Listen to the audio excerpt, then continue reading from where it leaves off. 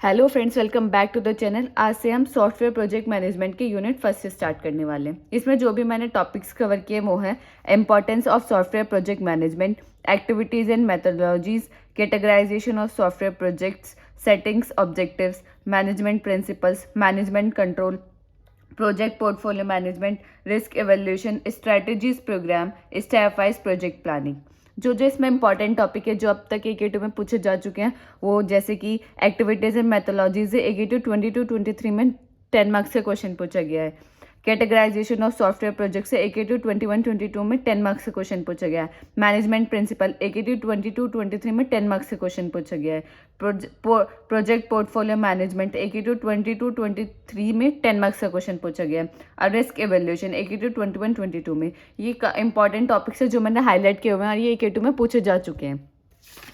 तो हमारा पहला टॉपिक आता है जब हम पढ़ रहे हैं, जैसे कि हमारी सब्जेक्ट का नाम है सॉफ्टवेयर प्रोजेक्ट मैनेजमेंट। ये 3 वर्ड से बना है, सॉफ्टवेयर, प्रोजेक्ट और मैनेजमेंट। अब बेसिकली सॉफ्टवेयर का मतलब क्या होता है? सॉफ्टवेयर का मतलब क्या होता है? Set of instructions. कोई भी सेट ऑफ इंस्ट्रक्शन या सेट ऑफ प्रोग्राम्स को हम क्या कहते हैं? सॉफ्टवेयर। नेक्स्ट आते हैं इसमें प्रोजेक्ट्स। प्रोजेक्ट क्या होता है? कोई भी हम प्लान, किसी भी चीज़ के लिए हम प्लान कर रहे हैं जो हमारे फ्यूचर में होने वाली है, उसको बोलते हैं हम प्रोजेक्ट। मैनेजमेंट, उन चीज़ों को मैनेज करना। तो सॉफ्टवेयर प्रोजेक्ट मैनेजमेंट है क्या? बेसिकली हमें सॉफ्टवेयर प्रोजेक्ट मैनेजमेंट, इनकी जो टर्म है उनका मतलब पता चल गया। अब हम बताते हैं इनका तीनों का, जब हम इनको कंबाइन करेंगे सॉफ्टवेयर प्रोजेक्ट मैनेजमेंट तो मैनेजमेंट को, फिर क्या होता है? Software project management is an art and science of planning and leading software projects. इसमें हम क्या करते हैं? कोई भी हम प्रोजेक्ट बना रहे हैं उसके लिए प्लान करना, वो किसके अंदर आता है? सॉफ्टवेयर प्रोजेक्ट मैनेजमेंट के। मतलब कि कोई भी हमें प्रोजेक्ट बनाना है, उसकी प्लानिंग, उसकी ऑर्गेनाइजेशन, उसमें कितने एम्प्लॉय हमारे मतलब हमें चाहिए, हमें क्या क्या हमारे रिक्वायरमेंट्स है, क्या क्या हमारे रिसोर्सेज हैं, कितने टाइम में हम वो चीज़ करेंगे, कितनी हमारी कॉस्ट लगेगी, तो किसके अंदर आता है? इन सब चीज़ को मैनेज करने के लिए हमारे पास एक टर्म आती है सॉफ्टवेयर प्रोजेक्ट मैनेजमेंट। ठीक है। अब इसमें क्या होता है? इसका मेन गोल क्या होता है? Main goal is to enable a group of developers to work efficiently toward successful completion of projects. कि हमें एक ऐसा ग्रुप बनाना है, ऐसे डेवलपर्स का ग्रुप बनाना है जो हमारा प्रोजेक्ट है उसको इजीली वो कंप्लीट कर सकें एट द टाइम लाइन से पहले, और उसको कंप्लीट कर सके हमारे प्रोजेक्ट को। तो हमें क्या, इसका मेन गोल क्या होता है कि हमें ऐसे एम्प्लॉयज़ को ग्रुप बनाना। जैसे कि हमारे एक प्रोजेक्ट है, हमें बनाना है, कोई भी वेबसाइट बनानी है, तो वेबसाइट के लिए हमें क्या चाहिए? फ्रंट एंड डेवलपर चाहिए और बैक एंड डेवलपर चाहिए। तो हमें क्या करना है? इसमें हमारे गोल ये है सॉफ्टवेयर प्रोजेक्ट मैनेजमेंट का कि हम फ्रंट एंड, जब हमारा फ्रंट एंड और बैक एंड हो उसमें उन एम्प्लॉय को करें जो बेस्ट हो, जो हमें उस टाइमलाइन से पहले, हमारे प्रोजेक्ट की टाइमलाइन से पहले हमें वो चीज़ कंप्लीट करके दे सकें। तो वो उसका मेन गोल क्या होता है? यही होता है सॉफ्टवेयर प्रोजेक्ट मैनेजमेंट का। ठीक है। अब इसमें क्या हो गया? फ्रंट एंड का ग्रुप बन गया, बैक एंड का ग्रुप बन गया। हमने इसमें क्या बना? बहुत मतलब जो एम्प्लॉय लिए जो बहुत अच्छे से काम करते हैं। तो जब हम इन दोनों को कंबाइन करेंगे तो एट द टाइमलाइन से पहले कंप्लीट कर देंगे फ्रंट एंड का काम, वो बैक एंड का काम कर देंगे। तो हमने इसमें क्या बना? हमने पहले उसमें क्या करा? मैनेज किया कि हमें कौन कौन, हमने फाउंड किया कि कौन कौन से ऐसे एम्प्लॉय हैं जो बेस्ट है। तो इसी यही चीज़ को मैनेज करना सॉफ्टवेयर प्रोजेक्ट मैनेजमेंट के अंदर आता है। Project manager is an administrative leader of the team. जो लीडर होता है हमारी टीम का, अब जैसे कि हम कोई प्रोजेक्ट बना रहे हैं तो हमें वेबसाइट, जैसे मैंने एग्जांपल लिया वेबसाइट के लिए, तो वेबसाइट को हमें, ऐसे तो नहीं है कि front end developer back end developer, हमें 2 चाहिए, हमारी रिक्वायरमेंट्स है। लेकिन हमें वो, मतलब हमारे एक हेड होगा ना जो हमें बता रहे कि हमें फ्रंट एंड डेवलपर्स चाहिए, बैक एंड डेवलपर्स चाहिए, जो उनको हायर करेगा। तो उसको क्या बोलते हैं? Project manager. जो उस प्रोजेक्ट को लीड करता है, जो प्रोजेक्ट को बनवाने के, मतलब कोई भी हमारा क्लाइंट है, क्लाइंट किसके पास आएगा? प्रोजेक्ट मैनेजर के पास। फिर प्रोजेक्ट मैनेजर का वर्क है कि उनको मैनेज करना कि फ्रंट एंड डेवलपर्स कौन कौन से लेने हैं, बैक एंड डेवलपर्स कौन कौन से एम्प्लॉय लेने हैं। तो प्रोजेक्ट मैनेजर क्या होता है? हमारा लीडर ऑफ द टीम। ठीक है। नेक्स्ट आता है various factors make the job very complex, changeability, complexity, uniqueness.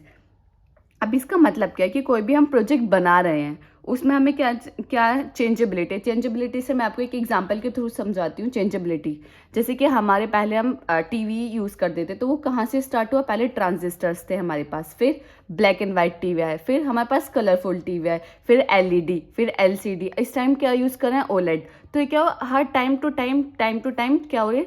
चीज़ें चेंज हो रही हैं। अब अगर चेंजेबिलिटी से मतलब कि अगर हम बहुत टाइम ले रहे हैं उस चीज़ को बनाने में, कोई भी प्रोजेक्ट बनाने में, कोई भी सॉफ्टवेयर बनाने में हम बहुत ज़्यादा टाइम ले रहे हैं, अगर हम बहुत ज़्यादा टाइम लेंगे तो क्या होगा, टाइम कंज्यूमिंग हो जाएगा। इतने में तो हमारी नई टेक्नोलॉजीज आ जाएंगी, जैसे कि अब टाइम टू टाइम कितने चेंजेस आ रहे हैं। आप एआई में देखें, एआई पहले कहाँ था और आज कहाँ है। आज डेविन एआई है, तो वो क्या कर पा रहा है, वो सब चीज़ें, वेबसाइट्स क्या, ऐप डेवलपमेंट के, वो सब चीज़ें कर पा रहा है। तो ये क्या, ये चेंजेस ही तो आ रहे हैं, टाइम टू टाइम बहुत जल्दी जल्दी चेंजेस आ रहे हैं। तो हमें अपना प्रोजेक्ट या अपना सॉफ्टवेयर इस तरीके से बनाना है कि वो जल्दी टाइम में बन जाए और उसमें ज़्यादा मतलब कि वो पहले से ही एग्जिस्टेंस ना हो उसकी। यूनिकनेस का मतलब है कि एग्जिस्टेंस ना हो। हम कोई ऐसा टीवी, जैसे कि हम टीवी का एग्जांपल लेते हैं, हम कोई एक टीवी का प्रोजेक्ट बना रहे हैं, हमें कुछ उसमें बनाना है, तो हम वो चीज़ उसमें कुछ यूनिक करेंगे तो ही तो हमारा मार्केट में वो प्रोजेक्ट या सॉफ्टवेयर रहेगा। अगर वो पहले से ही एग्जिस्टिंग है, अगर हम वो चीज़ बना रहे हैं, तो वो तो हमारा टाइम वेस्ट है, क्योंकि वो तो पहले से ही मार्केट में है। अब जैसे कि स्टार्टअप, बहुत लोग, कितने लोग, 1000 लोग स्टार्टअप खोलते हैं, तो वो क्या होता है, क्या सारे चल पाते, नहीं, उसमें से कुछ 10-20% स्टार्टअप ऐसे होते हैं जो सक्सेसफुली, जो उनका एम होता है सक्सेसफुली वो कंप्लीशन कर पाते हैं। तो उनके पास क्या चीज़ होती है, वो अच्छे से मैनेज करते हैं, वो अच्छे से प्लानिंग करते हैं। वो सॉफ्टवेयर अगर उन्हें कोई भी बनाना है, उसको एक पर्टिकुलर स्टेप बाय स्टेप्स करते हैं कि हमें प्लानिंग करनी है, तो हमें कितने लोग चाहिए, हमें किस तरीके से चाहिए। तो वो क्या हो गया, इसमें प्लानिंग बहुत इंपॉर्टेंट है। अब वो जो फेल होते हैं इतने स्टार्टअप्स, तो वो क्या ऐसे हैं कि वो मेहनत नहीं करते या उनके पास एम्प्लॉय नहीं होते, नहीं, उनके पास सब चीज़ें होती हैं, लेकिन उनके पास एक सही प्लानिंग नहीं होती। तो प्लानिंग, इस सही प्लानिंग के लिए, कि हमें सही प्लानिंग हो, हम अपने कोई भी सॉफ्टवेयर को अच्छे से कर पाए, तो वो क्या होता है, वो सब चीज़ें किसके अंदर आते हैं, सॉफ्टवेयर प्रोजेक्ट मैनेजमेंट के अंदर। अब जैसे कि हमारा गूगल, माइक्रोसॉफ्ट, यूट्यूब हो गया, तो वहाँ क्या है, वहाँ जो उनका कोड होता है, लाइन ऑफ कोड, जैसे कि मैं आपको गूगल का बताती हूँ, वो 200 बिलियन लाइन ऑफ कोड है। तो क्या होता है, कभी कभी बहुत, जैसे इसमें कॉम्प्लेक्सिटी का वर्ड आया है, तो कॉम्प्लेक्सिटी किस तरीके से इंक्रीज हो जाती है। गूगल के अंदर 200 बिलियंस लाइन्स ऑफ कोड है, और हम क्या है, हम अभी थोड़ा 20-30 लाइन्स का कोड लिखते हैं, हम थक जाते हैं। वहाँ क्या है, 200 बिलियन, आप समझिए कितना ज़्यादा लाइन ऑफ कोड वहाँ लिखा हुआ है। तो वहाँ क्या है, कभी कभी कॉम्प्लेक्सिटी, कोई भी सॉफ्टवेयर बनाने में कॉम्प्लेक्सिटी बहुत ज़्यादा हाई हो जाती है। बहुत ज़्यादा हाई किस तरीके से होगी, लाइन ऑफ कोड्स, जैसे कि मैंने आपको एग्जांपल के लिए बताया। अब विंडोज़ का हम एग्जांपल लें, तो विंडोज़ के अंदर 3 बिलियंस लाइन्स ऑफ कोड लिखा हुआ है। तो क्या हम इतना लिख सकते हैं? तो उस टाइम क्या होता है, अगर हम लिखने बैठेंगे तो पता नहीं कब जाके तो वो कंप्लीट होगा, कितने एरर्स आएंगे, पता नहीं कंप्लीट होगा भी नहीं होगा। तो क्या होता है, कभी कभी कॉम्प्लेक्सिटी बहुत ज़्यादा इंक्रीज हो जाती है।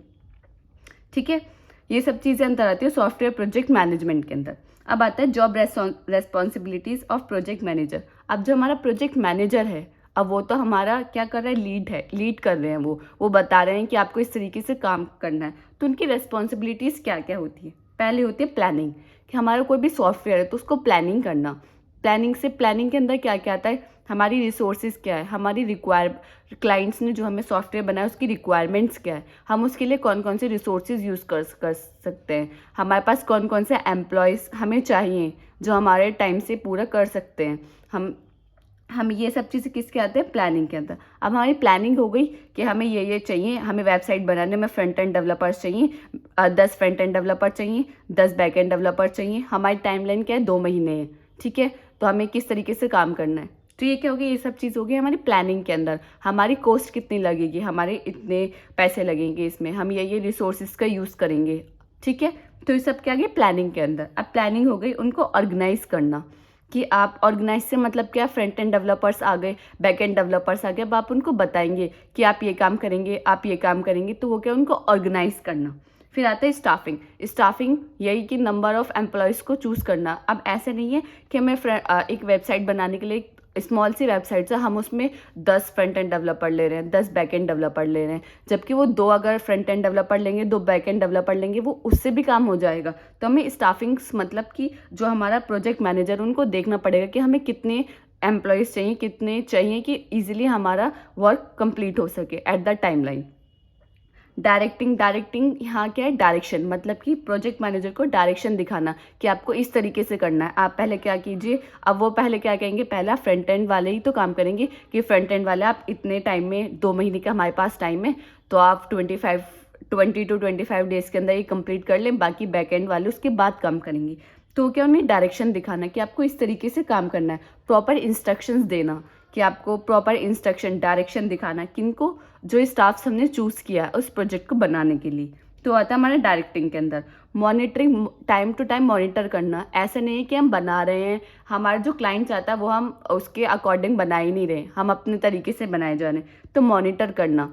कंट्रोलिंग मतलब अब ऐसा नहीं है आप कोई चीज़ बना रहे हैं तो जैसे हम चाहते हैं वैसी हो जाए, बीच बीच में फेलियर्स भी आ सकते हैं तो उनको कंट्रोल करना। अगर कोई भी फेलियर आ रहा है तो उसको प्रोजेक्ट मैनेजर उसको कंट्रोल करे। ऐसा नहीं कि अगर कोई चीज़ हो गई तो बस वो वहीं प्रोजेक्ट खत्म हो गया, नहीं, ये रेस्पॉन्सिबिलिटीज़ किसके, प्रोजेक्ट मैनेजर की।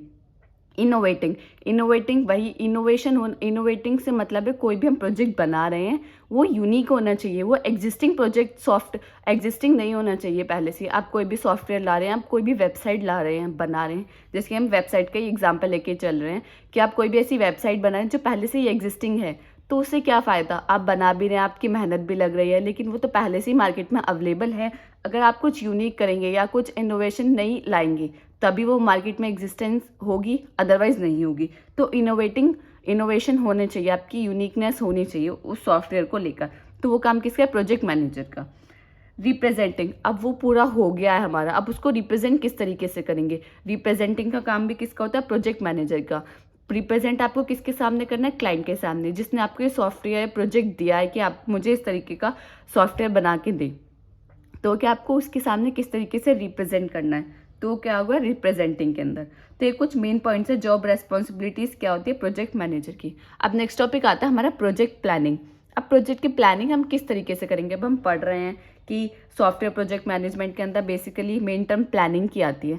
तो प्लानिंग, हम कोई भी प्रोजेक्ट बना रहे हैं तो उसकी प्लानिंग किस तरीके से करेंगे। तो पहला पॉइंट कहता है एस्टिमेशन। एस्टिमेशन से मतलब क्या है, कॉस्ट, ड्यूरेशन और एफर्ट्स। हमारे कितने पैसे लगेंगे, कितना हमें टाइम लगेगा, कितने हमारे एफर्ट्स लगेंगे, तो किसके आता है, एस्टिमेशन के अंदर। सबसे पहले अगर हमारे पास कोई भी प्रोजेक्ट आया है तो हम उसमें क्या देखेंगे कि हमारे इसमें खुद के पैसे कितने लगेंगे, हम कितने टाइम में इसको बना सकते हैं, हमें कितने एफर्ट्स लगेंगे हमें। अगर हमें एफर्ट्स पता चल गए तो नेक्स्ट पॉइंट पे आ जाए स्टाफिंग। स्टाफिंग मतलब स्टाफ ऑर्गेनाइजेशन या स्टाफ प्लानिंग कि नंबर ऑफ एम्प्लॉयज़ को हम इजीली चूज़ कर सकते हैं। हमें एफर्ट्स पता चल गए कि हमारे 50 एम्प्लॉय हमारे इस प्रोजेक्ट को कंप्लीट कर सकते हैं, तो हमें स्टाफिंग के अंदर क्या करना, उन 50 एम्प्लॉयज़ को चूज़ करना है कि कौन बेस्ट है उस प्रोजेक्ट के लिए। तो किसके आता है, स्टाफिंग के अंदर। शेड्यूल के अंदर क्या आता है, man power and other resources, मतलब शेड्यूल करना उन चीज़ों को। शेड्यूल मतलब आप उसको एक बताना कि आपको इतने टाइम में करना, आपको इतने टाइम में करना, उसको शेड्यूल करना।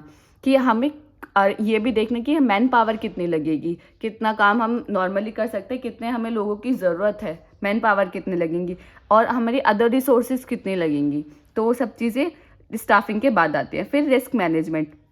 अब आप कोई बना रहे हैं, उसमें रिस्क भी हो सकता है कि आप सॉफ्टवेयर पूरा डेवलप कर लें कि वो चले ही ना, तो ये भी तो रिस्क ही है। या आप कोई ऐसा सॉफ्टवेयर बना रहे हैं कि वो पहले से ही मतलब आप उसमें कुछ नया लाना चाहते हैं लेकिन वो चीज़ नहीं आई, तो भी तो एक तरीके से फेलियर है। फेलियर भी है, एक तरीके से रिस्क भी है कि पता नहीं, या ऐसा भी है हमने क्लाइंट के अकॉर्डिंग हमने बना दिया है, हमने पूरा प्रोजेक्ट कंप्लीट कर दिया, क्लाइंट को पसंद आए, तो वो भी तो रिस्क मैनेजमेंट है, रिस्क है।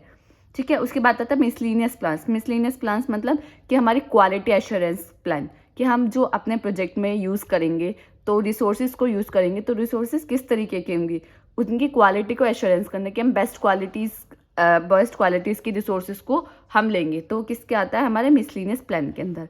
तो प्रोजेक्ट प्लानिंग के अंदर ये 5 मेन पॉइंट्स हैं। ठीक है, अब हमारा आता है प्रेसिडेंस ऑर्डरिंग। प्रेसिडेंस ऑर्डरिंग के हम कोई भी अगर प्रोजेक्ट बना रहे हैं तो उसका प्रेसिडेंस ऑर्डर क्या होगा। सबसे पहले जैसे कि मैंने आपको इस डायग्राम के में बताया, पहला था साइज एस्टिमेशंस। साइज एस्टिमेशन से मतलब क्या है, जैसे कि मैंने आपको गूगल के एग्जांपल बताया था, साइज उसमें क्या था, 200 billions of lines of codes था। तो हम कोई भी प्रोजेक्ट बना रहे हैं, कोई भी सॉफ्टवेयर डेवलप कर रहे हैं, तो हम पहले उसका साइज एस्टिमेट करना होगा कि हमारे इतने लाइन ऑफ कोड में हमारा चला जाएगा, हमें इतना मतलब उसका इतना साइज है।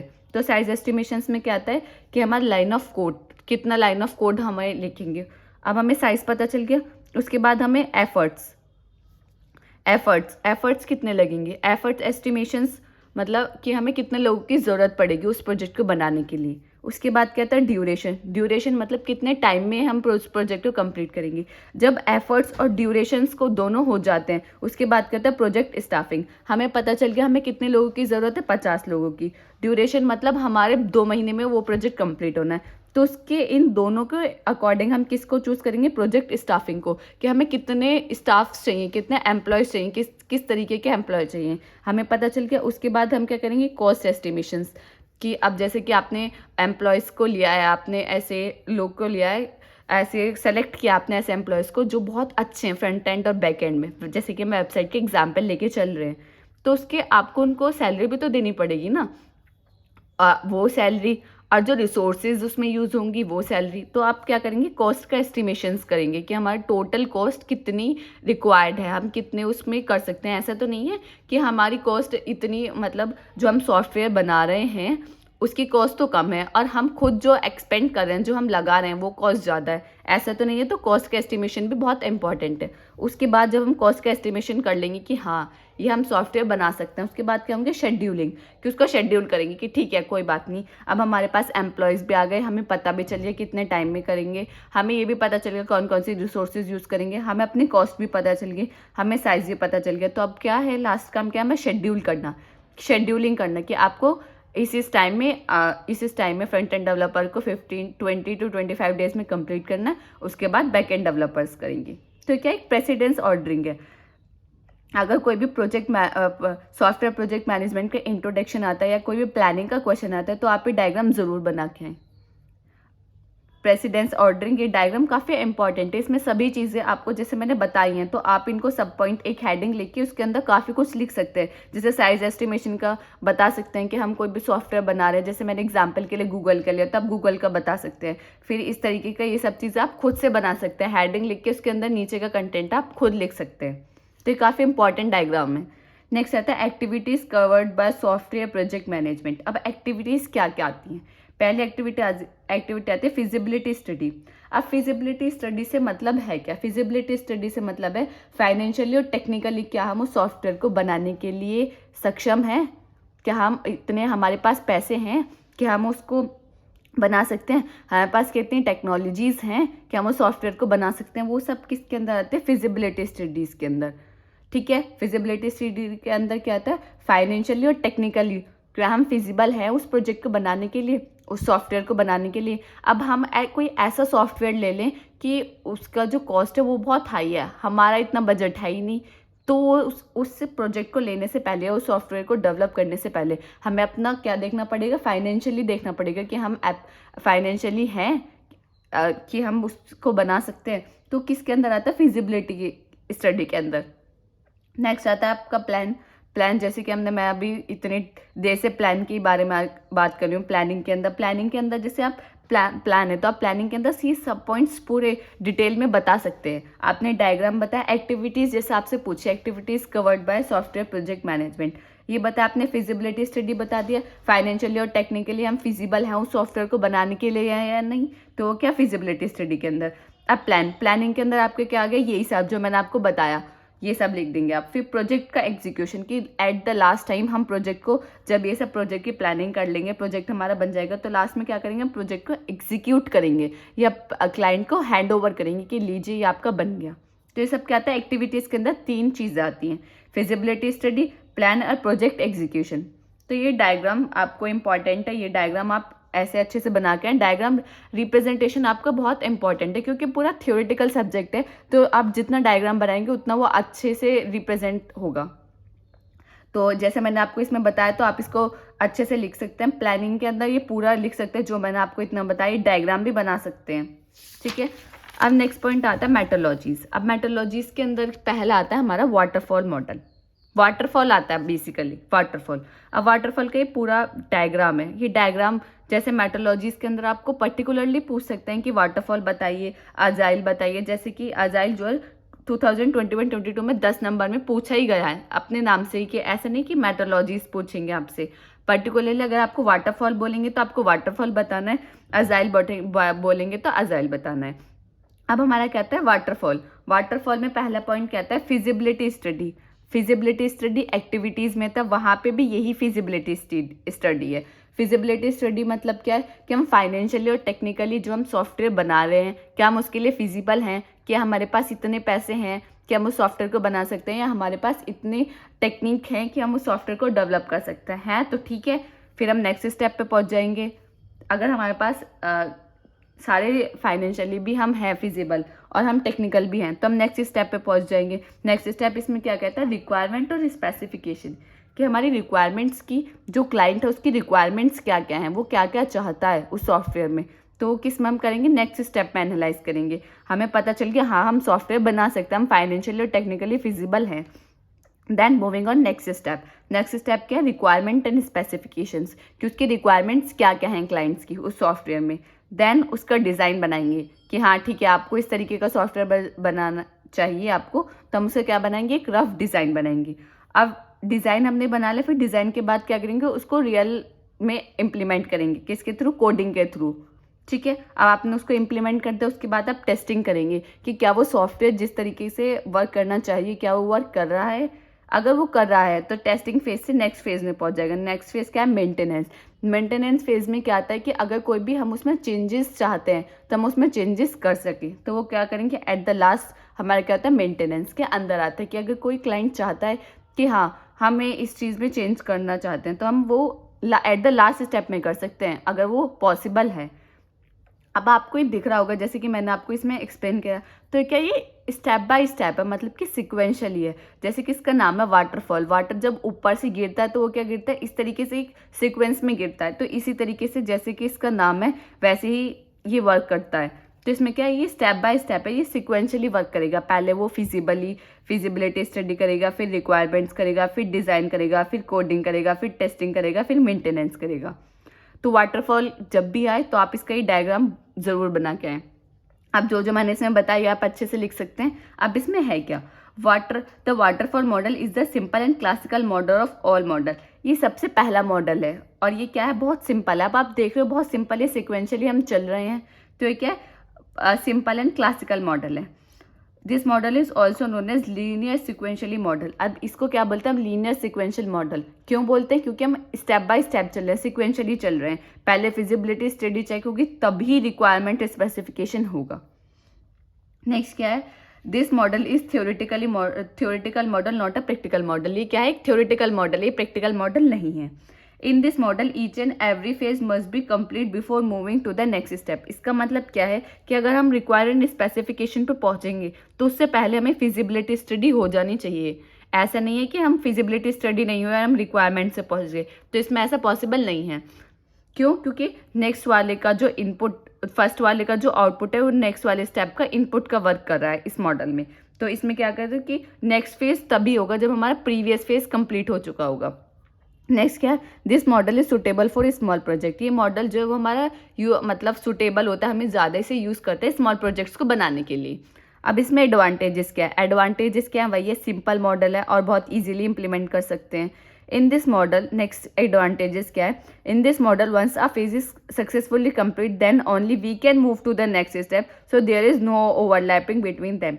इसमें क्या है, जैसे कि फर्स्ट स्टेप कंप्लीट हुआ तो हम नेक्स्ट स्टेप पे पहुंच गए। ऐसा नहीं है कि हम सेकंड स्टेप से फर्स्ट स्टेप पे पहुंच सकते हैं। ठीक है, तो इसमें क्या ओवरलैपिंग नहीं होगी, बहुत इजीली सिक्वेंशली हम चलेंगे। ऐसा नहीं कि हम लास्ट स्टेप से फर्स्ट स्टेप पे दोबारा जा सकते हैं, तो जिसकी वजह से क्या होगी, ओवरलैपिंग नहीं होगी। अब इसमें आप जब ओवरलैपिंग नहीं होगी तो इसमें कॉम्प्लेक्सिटी भी कम होगी। Each phase has a well defined task and review process. इसमें क्या, हर फेज का एक बहुत वेल डिफाइंड टास्क है कि फिजिबिलिटी स्टडी क्या करेगा, फिजिबिलिटी स्टडी चेक करेगा फाइनेंशियल और टेक्निकल फिजिबल है कि नहीं, या कोडिंग क्या करेगा, उसे रियल में इम्प्लीमेंट करेगा उस डिज़ाइन के अकॉर्डिंग। तो हर फेज का एक वेल डिफाइंड वर्क है कि इस फेज को ये वर्क करना है। And a review process, review process क्या है, जो मेंटेनेंस हमारा लास्ट स्टेप है, इसमें क्या करते हैं हम रिव्यू भी ले सकते हैं हमारे क्लाइंट से कि क्या हमें जो सॉफ्टवेयर आपको चाहिए था क्या हमने वैसे बनाया है कि नहीं बनाया। अब इसके डिसएडवांटेजेस क्या है, अब मैंने जैसे आपको बताया हम इसे स्मॉल प्रोजेक्ट्स के लिए यूज़ करते हैं, तो हम इसे बिग प्रोजेक्ट के लिए यूज़ नहीं कर सकते। नेक्स्ट क्या, we can not move back in the last step, वही कि हम लास्ट स्टेप पे पहुंच गए तो हम फर्स्ट स्टेप पे नहीं पहुंच सकते। This model contain high risk, इसमें क्या होता है, एक हाई रिस्क होता है। अब रिस्क किस लिए होता है, अब मैं आपको जैसे कि इसमें डिसएडवांटेज में बताया, this model contain high risk. तो रिस्क किस तरीके से हो सकता है, हमारे कोई भी हम चलते रहे, ठीक है, हमने कर लिया, हम कोडिंग टेस्टिंग तक पहुंच गए, अब हमारे क्या डिज़ाइन में कुछ गलती हो गई हमसे, क्या हम वापस जा सकते हैं, नहीं। तो हमें क्या पड़ेगा, स्टार्टिंग से करना पड़ेगा, फिर वो चीज़ें स्टार्टिंग से करनी पड़ेगी। तो क्या यहाँ बहुत ज़्यादा हाई रिस्क है, आपको बहुत ध्यान से करना पड़ेगा कि कोई भी मिस्टेक ना हो। अगर कोई भी मिस्टेक हो गई तो आप उसको करेक्ट नहीं कर सकते पीछे जाकर। नेक्स्ट क्या है, this is poor model for complex and object oriented project के लिए। हमें ये बहुत पुअर मॉडल है, हम इस फॉर कॉम्प्लेक्स के लिए, मतलब अगर ऑब्जेक्ट ओरिएंटेड प्रोजेक्ट हमें बनाना है तो हम उसमें इसका यूज़ नहीं कर सकते, उसके अकॉर्डिंग ये बहुत पुअर है। तो आई होप ये आपको वाटरफॉल मॉडल पहली मेथोडोलॉजी इसकी समझ आ गई होगी, जो कि हमारी वाटरफॉल मॉडल। अब नेक्स्ट है हमारी अजाइल। अजाइल 2021-22 में पूछा गया। अब अजाइल का वर्ड क्या है, ये जो अजाइल वर्ड है इसका मीनिंग क्या है। The agile word meaning is move quickly, मतलब कोई काम बहुत जल्दी से हो रहा है, उसको क्या बोलते हैं, अजाइल। अब मैं आपको बताती हूँ अजाइल है क्या। ये जो हमारे बहुत जल्दी जल्दी टेक्नोलॉजीज चेंज हो रही है, जैसे कि हमारा लैपटॉप है, एक एग्जाम्पल के थ्रू मैं आपको बता रही हूँ। जैसे कि हमारा कोई लैपटॉप है, हम लैपटॉप को खरीदने जा रहे हैं, तो पहले हम क्या चेक करेंगे, उसकी कॉन्फ़िगरेशन में भी क्या चेक करेंगे, RAM, processor, SSD, hard drive, ये सब चीज़ें चेक करेंगे कि हमें क्या चाहिए, बेस्ट लैपटॉप चाहिए जो हम लेने जा रहे हैं, बेस्ट लैपटॉप हम लेने जा रहे हैं। अब हम उसमें ये सब चीज़ें चेक करेंगे। अब ये सब चीज़ें आपने चेक कर ली, ठीक है, आपकी जो रिक्वायरमेंट्स आपको वो मिल गई। आप कॉस्ट तो एक सेकंड ऑप्शन होता है, पहले जो आपकी प्रायोरिटीज़ क्या होती है कि हमें किस तरीके से चाहिए, कि आपको रैम कितना चाहिए, प्रोसेसर कितना चाहिए, SSD कितना चाहिए, आपकी वर्क के अकॉर्डिंग आप लैपटॉप लेते हैं, फिर उसके अकॉर्डिंग कॉस्ट तो सेकेंड है ना। अब आपने वो लैपटॉप ले लिया, अब कुछ टाइम बाद मतलब 1 से 1.5 महीने बाद, ये 15, अब तो क्या होता है 15 to 20 डेज के बाद ही एक लैपटॉप आपने लिया, उसका ही एडवांस वर्जन लैपटॉप आ जाता है। तो किस तरीके से आता है, वो क्या यूज़ कर रहे हैं, ऐसा वो अजाइल मेथड यूज़ कर रहे हैं। क्या यूज़ कर रहे हैं, अजाइल मेथड। ये जो हमारी मेजर कंपनीज होती है, लाइक बहुत सारी कंपनीज, फेसबुक हो गया, अमेजोन हो गया, गूगल हो गया, ये सब कंपनीज किस मॉडल का यूज़ कर रही हैं, अजाइल मॉडल का। ये 2 नंबर में कभी कभी मतलब पूछा जा सकता है कि मेजर कंपनीज या बहुत क्विक मॉडल हमारा कौन सा जो अभी इस टाइम एट दैट टाइम बहुत वाइडली यूज्ड हो रहा है, तो क्या अजाइल मेथड। ठीक है, जैसे कि मैंने आपको लैपटॉप के एग्जांपल से बताया, तो वही कि टाइम टू टाइम चीज़ें चेंज हो रही हैं। वो इतनी जल्दी चेंज हो कैसे रही हैं कि 15 दिन पहले तो लैपटॉप ये था, अब इससे भी अच्छा आ गया 15 दिन बाद लैपटॉप। तो कौन सा मॉडल यूज़ कर रहे हैं, वो अजाइल मेथड यूज़ कर रहे हैं, अजाइल मॉडल यूज़ कर रहे हैं। ठीक है, अब उसका जो डायग्राम है, वो डायग्राम ये है। ठीक है, अब डायग्राम्स के अंदर वही है कि feedback, development, requirements, design, construction, testing, वही सब। अब मैं इसको आपको एक एग्जाम्पल के थ्रू बताती हूँ। कोई भी हमारा एक लार्ज प्रोजेक्ट है, ठीक है, अब लार्ज प्रोजेक्ट को हमने एक स्मॉल चंक्स में डिवाइड कर दिया। जैसे कि हमारा ये प्रोजेक्ट है, इस प्रोजेक्ट को हम स्मॉल पार्ट्स में डिवाइड कर लें, तो वो क्या हो गया कि स्मॉल पार्ट्स को हम क्या बोल रहे हैं, चंक्स बोल रहे हैं, उसको ही हम इटरेशंस बोलते हैं। तो स्मॉल चंक्स में जब हमने उसको कर दिया, तो उसके अंदर हम क्या करें, प्लानिंग, टेस्टिंग, ये सब इसी फेज के अंदर हो रही है। अब प्लानिंग हो गई, टेस्टिंग हो गई, ये सब चीज़ हो गई, डिज़ाइन हो गया, इम्प्लीमेंट हो गया, कोडिंग हो गई, ये सब चीज़ें जब हमने उसको डिवाइड करा, ये सब चीज़ें हमने कर ली। उसके बाद क्या कर दिया, हमने उसे मार्केट में रिलीज़ कर दिया। जो हमारा सॉफ्टवेयर था, जो हमारा प्रोजेक्ट था, वो हमने उसके क्या किया, उसे मार्केट में रिलीज़ कर दिया।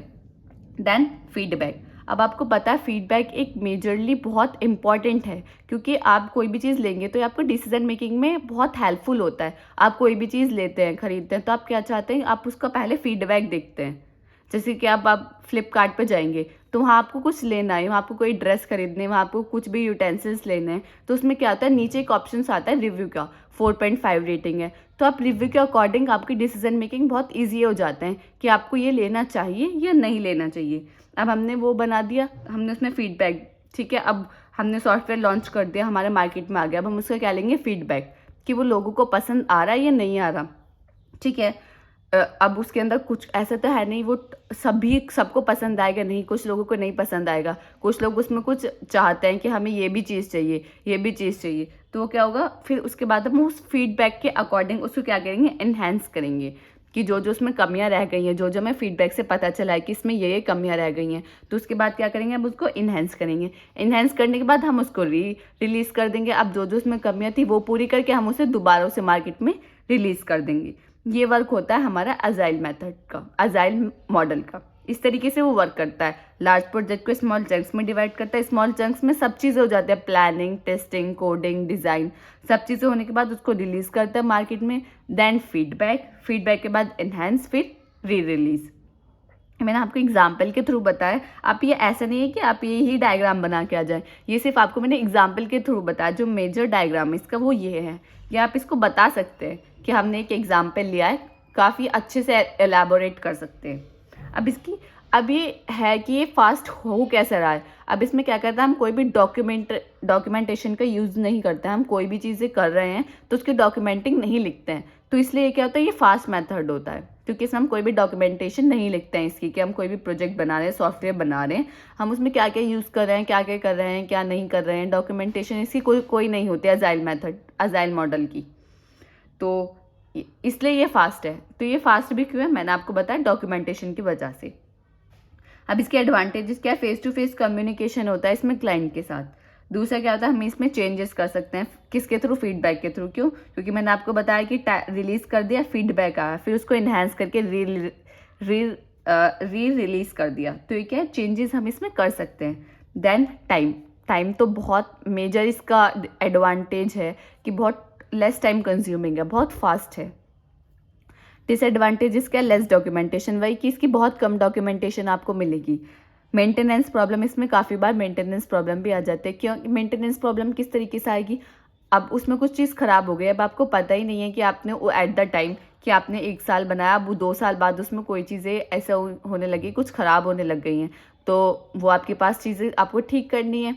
अब आप उसको ठीक कैसे करेंगे कि आपको 1 साल पहली बातें सब चीज़ें याद है कि आपने इसमें कौन कौन से रिसोर्सेज यूज़ किए हैं, क्या क्या यूज़ किया है, कुछ चीज़ आपके माइंड से स्किप हो जाएंगी। तो उसकी डॉक्यूमेंटेशन तो प्रॉपर डॉक्यूमेंटेशन तो है नहीं कि आप देख लें आपने क्या क्या किया है। तो कभी कभी मेंटेनेंस में प्रॉब्लम आ जाती है। मेंटेनेंस में प्रॉब्लम भी डॉक्यूमेंटेशन की वजह से आती है। तो ये काफ़ी इंपॉर्टेंट है। ये मैंने आपको काफ़ी मतलब यह आपको डायग्राम बना दिए, ये जो मैंने सब बोला ये आपको लिख कर आना है, और डायग्राम तो इम्पॉर्टेंट है ही। थर्ड आता है प्रिंस2। अब प्रिंस2 है क्या, PRINCE two stand for project in control environment 2 and it's a structure project management methodology. ये क्या है, इसके प्रिंस का मतलब क्या है, प्रोजेक्ट इन कंट्रोल एनवायरनमेंट 2। ये क्या होता है, ये स्ट्रक्चर प्रोजेक्ट के लिए यूज होता है। स्ट्रक्चर प्रोजेक्ट मैनेजमेंट है। अब स्ट्रक्चर और अनस्ट्रक्चर तो आपको पता है, स्ट्रक्चर जो होता है जो पहले से ही हम उसका स्ट्रक्चर डिफाइन करके रखते हैं कि हमें ये करना है, तो क्या होगा, स्ट्रक्चर। ठीक है। It came out of the UK government and has spread around the world. ये कहाँ से आया, यूके गवर्नमेंट के थ्रू, कि पूरे वर्ल्ड में ये स्प्रेड हो गया। थर्ड पॉइंट क्या है, it consist 7 principles, 7 themes and 7 processes. PRINCE two के अंदर क्या क्या होता है आपको याद रखना होता है, 7 प्रिंसिपल्स होते हैं इसकी, 7 थीम्स होती हैं और 7 प्रोसेसेस होते हैं। नेक्स्ट पॉइंट क्या है, it is not use in the smaller project. ये हम स्मॉल प्रोजेक्ट के लिए यूज़ नहीं करते। हम इसमें क्या यूज़ करते हैं, लार्ज प्रोजेक्ट के लिए हम प्रिंस2 का यूज़ करते हैं। तो ये इसके मेन पॉइंट्स हैं। ठीक है। अब मेटोलॉजीज यहीं खत्म होते हैं। मेटोलॉजीज के अंदर क्या आता है, 3 हैं, वाटरफॉल, अजाइल और प्रिंस2। आई होप आपको समझ आ गए होंगे। नेक्स्ट टॉपिक आता है हमारा क्रिटिकल पाथ। अब क्रिटिकल पाथ है क्या, critical path is a way to visualise your project. आप अपने प्रोजेक्ट को विजुअलाइज कर सकते हैं। अब आपको विजुअलाइज तो आपको पता होगा, इमेजिन करना, कि इमेजिन करना, और किसी भी having a picture in your mind of something, किसी भी चीज़ की पिक्चर अपने दिमाग में बनाना, तो उसको विजुअलाइज करना ही होता है। ठीक है। आप अपने प्रोजेक्ट को इसमें विजुअलाइज कर सकते हैं। ये क्या होता है, critical path method is a diagram which show the sequence of activities. Critical path क्या, एक ऐसा मेथड है जिसमें हम जो भी अपना डायग्राम दिए सॉफ्टवेयर बना रहे हैं, उसमें क्या करते हैं, सीक्वेंस ऑफ एक्टिविटीज़ को शो कर सकते हैं along with their earliest start and earliest and time. इसमें हम स्टार्टिंग टाइम बता सकते हैं और लास्ट एंडिंग टाइम बता सकते हैं। इस टाइम हमने स्टार्ट किया, ये हमारा एंडिंग टाइम है। सीक्वेंस की इनके बीच में हमारे जो सीक्वेंस हुए हैं, तो सीक्वेंस ऑफ एक्टिविटीज़ वो किसके थ्रू बताते हैं, हम क्रिटिकल पाथ। क्रिटिकल पाथ का फर्स्ट पॉइंट मैंने आपको क्या बताया कि हमारा ये यूज़ होता है किस अपने प्रोजेक्ट को विजुअलाइज करने के लिए। दूसरा ये किस चीज़ के लिए यूज़ होता है, हमारी फ्लो ऑफ एक्टिविटीज़ को शो करने के लिए। इसमें हमारे क्या होता है, इसमें हम अर्लियर मतलब स्टार्टिंग टाइम और एंडिंग टाइम भी हमारे इसमें होता है। Critical path is a flow of activities. ये क्या बताता है, हमारा एक्टिविटी का फ्लो, कि एक्टिविटीज़ हमारी किस तरीके से फ्लो कर रही है। ठीक है, ये हमारा क्रिटिकल पाथ। ये 2 नंबर में पूछा जा सकता है कि क्रिटिकल पाथ की डेफिनेशंस। तो क्रिटिकल पाथ बेसिकली इसके यही 3 मेन पॉइंट्स हैं। अगर ये कभी आएगा तो इस सब टॉपिक्स में आएगा, तो आपको इसको अच्छे से एलैबोरेट कर सकते हैं। नेक्स्ट टॉपिक क्या है, डिफरेंट टाइप ऑफ सॉफ्टवेयर्स। अब सॉफ्टवेयर्स हमारे कितने टाइप के होते हैं। पहला होता है हमारा सिस्टम सॉफ्टवेयर। सिस्टम सॉफ्टवेयर क्या होता है, जो हमारे कंप्यूटर के अंदर होता है, जो हमारे हार्डवेयर को मैनेज करता है। तो वो ऑपरेटिंग सिस्टम, जैसे कि ऑपरेटिंग सिस्टम, तो वो क्या हमारा सिस्टम सॉफ्टवेयर। एप्लीकेशन सॉफ्टवेयर वो सॉफ्टवेयर होता है जो किसी स्पेसिफिक टास्क करने के लिए हम कोई सॉफ्टवेयर बनाते हैं। तो जैसे कि वेब ब्राउज़र क्या है, एक एप्लीकेशन सॉफ्टवेयर है। क्यों? क्योंकि वो एक स्पेसिफिक टास्क के लिए बना हुआ है। रियल टाइम सॉफ्टवेयर, जो हमारा रियल टाइम सॉफ्टवेयर जैसे कि हमारा weather forecasting. Real time software की टाइम टू टाइम वो वेदर के अकॉर्डिंग हमें टेम्परेचर बताता रहता है कि हाँ ये है। तो रियल टाइम सॉफ्टवेयर के एग्जांपल क्या है, वेदर फोरकास्टिंग। बिजनेस सॉफ्टवेयर जो हमारे बिजनेस पर्पस के लिए यूज होता है, वो क्या होता है, हमारे बिजनेस सॉफ्टवेयर। यूटिलिटी सॉफ्टवेयर वो सॉफ्टवेयर होते हैं जो हमारी इन्हेंस करते हैं परफॉर्मेंस। आप किस तरीके से इन्हेंस करते हैं, जैसे कि हमारे वायरसेस आ जाते हैं, तो वायरस के लिए हम क्या यूज़ करते हैं, एंटीवायरस का यूज़ करते हैं। तो एंटीवायरस क्या है, हमारे एक यूटिलिटी सॉफ्टवेयर है जो क्या कर रहा है, हमारे वायरस से प्रोटेक्ट कर रहा है। तो ये क्या कर रहा है, हमारी परफॉर्मेंस को क्या कर रहा है, इन्हेंस कर रहा है, बढ़ा रहा है। ठीक है, ये हमारे होते हैं different type of softwares. Next होता है हमारे कैटेगराइजेशन ऑफ सॉफ्टवेयर प्रोजेक्ट। ये KTU 21-22 में पूछा गया 10 नंबर का क्वेश्चन। तो इसमें तीन पॉइंट्स हैं। पहला पॉइंट क्या है, compulsory versus voluntary users. Compulsory users क्या होते हैं, वॉलंटरी यूजर्स क्या होते हैं। अब मैं आपको बताती हूँ। इन कंपलसरी यूजर्स में organisations use barcode and ID cards for each employee to enter or leave workshop. This is compulsory for each employee. This is known as compulsory users. अब जैसे कि आप कोई भी वर्क प्लेस पे काम कर रहे हैं, तो वहाँ आपकी क्या होती है, वहाँ की आपकी एक आइडेंटिटी होती है। आप कॉलेज में जाते हैं, आपकी आइडेंटिटी आपकी यूनिफॉर्म है, आपका ID कार्ड है, तो उसके थ्रू आपको पहचान सकते हैं, आप कॉलेज के अंदर एंटर कर सकते हैं। तो वो क्या होता है, वो कंपलसरी है आपको, भाई अंदर आने के लिए आपको कंपलसरी आप ID कार्ड पहन के आए, यूनिफॉर्म पहन के। अगर आप कैजुअल में आ रहे हैं तो आपको क्या ID कार्ड इंपॉर्टेंट है, आपको बताना है कि हाँ मैं इस ऑर्गेनाइजेशन का ही पार्ट हूँ। तो वो क्या होता है, आपकी कोई भी कंपलसरी, जैसे कि मैंने इसमें बताया कि ID कार्ड या बारकोड हम एम्प्लॉय को वर्क प्लेस पे आने के लिए या लीव करने के लिए हम यूज़ करते हैं, तो उसको क्या बोलते हैं, कंपलसरी यूज़र्स। वॉलंटरी यूजर्स क्या होते हैं, जैसे कि हमारा MS word, games, power point और वॉलंटरी सिस्टम्स। ये क्या होता है, हमारे वॉलंटरी सिस्टम्स होते हैं। क्यों होते हैं, एज द ऑर्गेनाइजेशन मे और may not use this application systems. इसमें हम ऐसे यूज भी कर सकते हैं कि ID पासवर्ड का यूज कर सकते हैं या नहीं भी कर सकते हैं।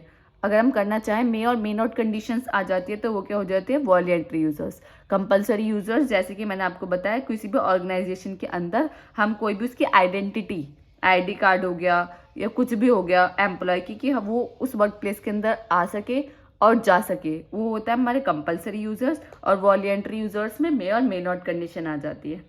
फर्स्ट इसमें जो पार्ट आता है कैटेगराइजेशन ऑफ सॉफ्टवेयर प्रोजेक्ट में, पहला पार्ट यही आता है, कंपलसरी वर्सेस वॉलंटरी यूजर्स।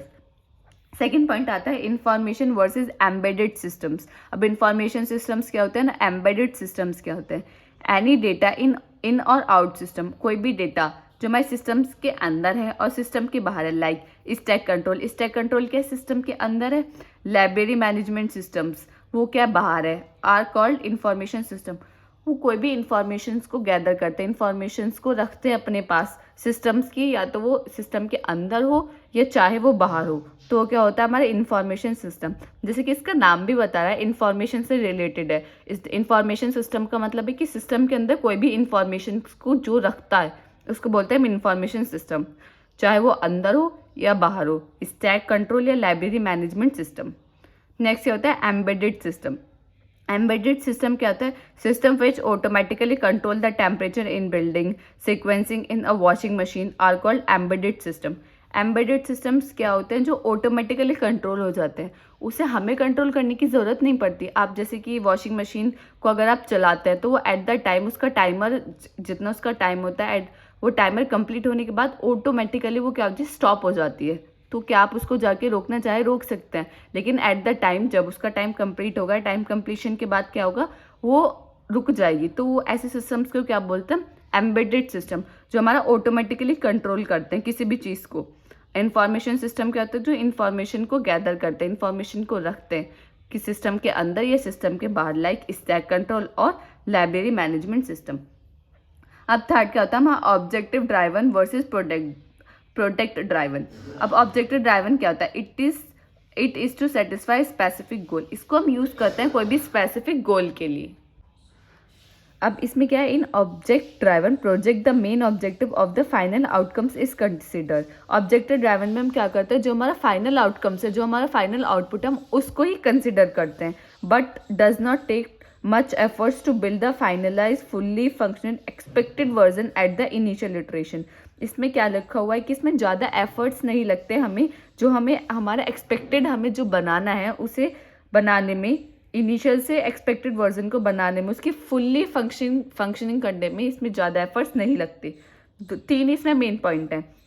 पहला पॉइंट क्या है कि किसी भी स्पेसिफिक गोल के लिए हम इसको यूज़ करते हैं। नेक्स्ट पॉइंट क्या है, इसमें हम फाइनल आउटकम्स को कंसिडर करते हैं। थर्ड मेन पॉइंट क्या है इसमें, कि हमें ज़्यादा एफर्ट्स नहीं लगते इसकी फुल मतलब इसकी फंक्शनिंग को स्टार्टिंग से एंड तक बनाने के लिए।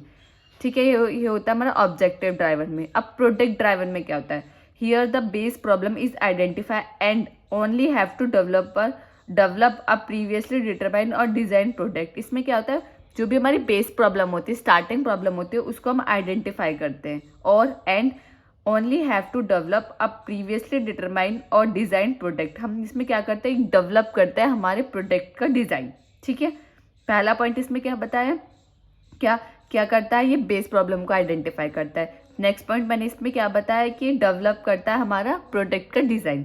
थर्ड पॉइंट क्या है, that means only the implementation part of the project is remaining. इसमें सब पार्ट हो जाता है, सिर्फ उसको इम्प्लीमेंट करना रह जाता है, उसका डिज़ाइन, कोडिंग, टेस्टिंग, मेंटेनेंस सब हो जाता है। इसमें सिर्फ क्या रह जाता है, इसमें सिर्फ इम्प्लीमेंटेशन पार्ट रिमेनिंग रह जाता है, किसमें, प्रोडक्ट ड्राइवर में। अभी कैटेगराइजेशन जो है ये 3 यही हैं 3 पॉइंट में, फीस में ये सब पॉइंट्स है जो इनको मैंने एक्सप्लेन किया है। तो आई होप ये आपको समझ आ गए होंगे। ये इंपॉर्टेंट है, ये 2021-22 में 10 नंबर में पूछा जा चुका है।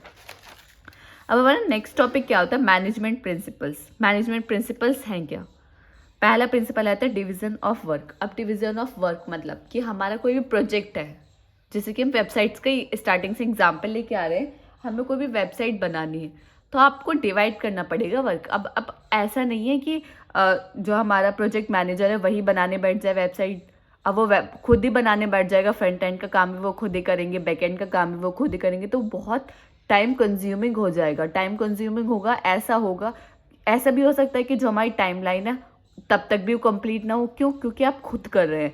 तो डिवीज़न ऑफ वर्क बहुत ज़रूरी है। डिवीज़न ऑफ वर्क अगर आप कर देंगे तो उससे आपका क्या होगा, पैरेललिज्म बढ़ेगा, प्रोडक्टिविटी बढ़ेगी, एफिशिएंसी बढ़ेगी, लेस टाइम कंज्यूम होगा। अब आपको क्या करना है, वेबसाइट बनानी है तो आपको front end developer, back end developer चाहिए, तो आपको डिवाइड करना होगा वर्क। कितने में आप डिवाइड करेंगे, 2 पार्ट में, front end developer, back end developer. जो फ्रंट एंड डेवलपर है वो इधर आ जाए, बैक एंड डेवलपर है वो इधर आ जाए, उनको वर्क बता दें तो वो क्या होगा, डिवाइडेशन हो जाएगा वर्क का, जिसकी वजह से बहुत अच्छे से वेबसाइट बनेगी, न्यू आइडियाज़ आएंगे, पैरेललिज्म बढ़ेगा, प्रोडक्टिविटी बढ़ेगी, एफिशिएंसी बढ़ेगी। ठीक है। Second, authority and responsibility. इसमें क्या लिखा है, right of superior to give order to his subordinate, obligation for performance. हमारे एक सुपीरियर्स, जैसे कि मैं एग्जांपल लेते हैं, हम वीडियो बनाते हैं तो हमारे भी एक सुपीरियर होंगे जो हमें बताते हैं कि आपको ये वर्क करना है। तो क्या होता है कि सुपीरियर्स जो होता है, जो हमारे सुपीरियर्स हैं, उनके हमें ऑर्डर्स को फॉलो करना पड़ता है। ठीक है। जैसे कि वेबसाइट का एग्जांपल जैसे मैंने लिया था कि प्रोजेक्ट मैनेजर हेड हैं, उनके सबऑर्डिनेट्स क्या हैं, front end developer, back and developers जो उसके अंदर है। तो जो सुपीरियर्स कौन हुए, हमारे प्रोजेक्ट मैनेजर। सबऑर्डिनेट्स क्या हुए, जो हमारे फ्रंट एंड डेवलपर्स में वर्क कर रहे हैं, बैक एंड डेवलपर्स में वर्क कर रहे हैं। तो अथॉरिटी एंड रेस्पॉन्सिबिलिटीज को भी हमें देखना पड़ता है। ठीक है। अब डिसिप्लिन क्या होता है, respect of authorities, smooth functioning. जो हमारे सुपीरियर हैं, जो हमारे हेड हैं, आपको उनको रेस्पेक्ट देनी पड़ेगी। अगर आप उनको रेस्पेक्ट नहीं देंगे तो क्या हो सकता है, वो गुस्सा हो सकता है। ऐसा हो सकता है कि वो आपको मतलब आप उनसे कुछ पूछना चाह रहे हैं, वो आपको वो भी नहीं बता रहे गुस्से में, तो आपको क्या एक रिस्पेक्ट डिसिप्लिन रखना पड़ेगा अपने वर्क के अंदर। जो आप वर्क कर रहे हैं, आपको अपने जो सुपीरियर है उनकी बात माननी पड़ेगी, उनके ऑर्डर को फॉलो करना पड़ेगा। अगर आप नहीं करेंगे तो वहाँ क्या आएगी, वहाँ दोनों में कॉन्फ्लिक्ट आ जाएगा, आप काम भी नहीं कर पाएंगे अच्छे से, वो आपको बता भी नहीं पाएंगे। ठीक है, वो डिसिप्लिन। थर्ड आता है unity of command. Unity of command में क्या लिखा है मैंने, subordinate receive order from one superior otherwise create confusion. अब जैसे कि आप, मैंने बताया था प्रोजेक्ट मैनेजर दो हो जाए, दो प्रोजेक्ट मैनेजर है, front end developer back and developers में जो वर्क कर रहे हैं एम्प्लॉयज़, वो किसकी बात मानेंगे, कौन से प्रोजेक्ट मैनेजर की बात मानेंगे, प्रोजेक्ट मैनेजर 1 या प्रोजेक्ट मैनेजर 2।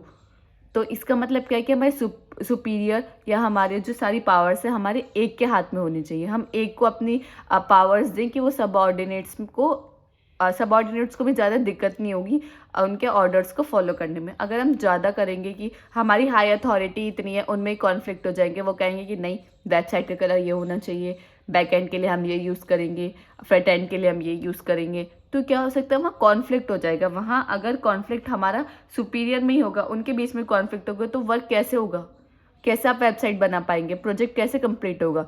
तो वहाँ क्या होता है, यूनिटी ऑफ कमांड होना चाहिए कि कमांड जो है हमारी एक के हाथ में होनी चाहिए। फिफ्थ क्या है, unity of direction, related category under same group and under the control of manager. अब इसमें क्या होता है, यूनिटी ऑफ डायरेक्शन का मतलब क्या है, यूनिटी ऑफ डायरेक्शन का मतलब क्या है, जिस एम्प्लॉयर को जो वर्क आता है उसके अकॉर्डिंग उसको वर्क मिले। अब ऐसा है, हम वेबसाइट बना रहे हैं, फ्रंट एंड जिसको front end HTML CSS JavaScript आती है, हम उसको बैक एंड में डाल सकते हैं, नहीं डाल सकते। तो आपको क्या उनकी कैटेगरीज के अकॉर्डिंग, उनके वर्क प्लेस के, उनके वर्क के अकॉर्डिंग आपको उन्हें डिवाइडेशन करना पड़ेगा कि उनके ग्रुप बनाने पड़ेंगे कि फ्रंट एंड डेवलपर्स में वो आएंगे जिनको HTML CSS जावास्क्रिप्ट आती है। क्या आप इनको बैक एंड में डाल सकते, नहीं डाल सकते ना।